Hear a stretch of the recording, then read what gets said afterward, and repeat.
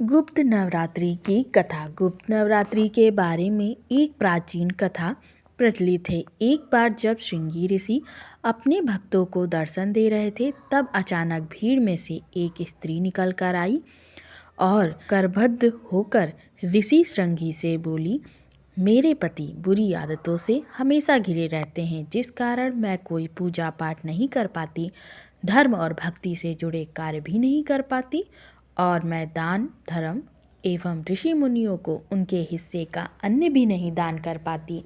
मेरा पति मांसाहारी और जुआरी है, लेकिन मैं माँ दुर्गा की सेवा करना चाहती हूँ। उनकी भक्ति साधना से जीवन को पति सहित सफल बनाना चाहती हूँ। ऋषि श्रृंगी महिला के भक्ति भाव से बहुत प्रभावित हुए। ऋषि ने उस स्त्री को आदर पूर्वक उपाय बताते हुए कहा, वासंतिक और शारदीय नवरात्रों तो आम जनमानस परिचित है, लेकिन इसके अतिरिक्त 2 नवरात्रि और भी हैं, जिन्हें गुप्त नवरात्रि कहा जाता है। प्रकट नवरात्रों में 9 देवियों की उपासना होती है और गुप्त नवरात्रि में 10 महाविद्याओं की साधना की जाती है। इस नवरात्रि की प्रमुख देवी स्वरूप का नाम सर्वैश्वर्य कारिणी देवी है। यदि इन गुप्त नवरात्रों में कोई भी भक्त माता दुर्गा की पूजा साधना करता है, तो माँ उसके जीवन को सफल कर देती हैं। गुप्त नवरात्रि में हर कोई साधना कर सकता है, चाहे वो मांसाहारी, कामी, लोभी और पूजा पाठ नहीं करने वाला भी क्यों ना हो।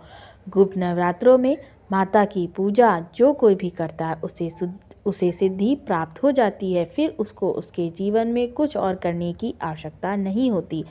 स्त्री ने ऋषि श्रृंगी की बात पर पूर्ण श्रद्धा करते हुए गुप्त नवरात्रि की पूजा करी और माता रानी उससे प्रसन्न हो गई।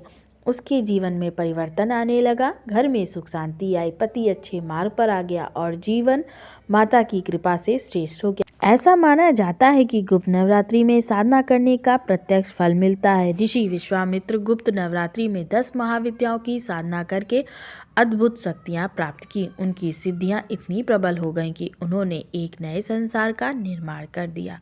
जय श्री कृष्ण।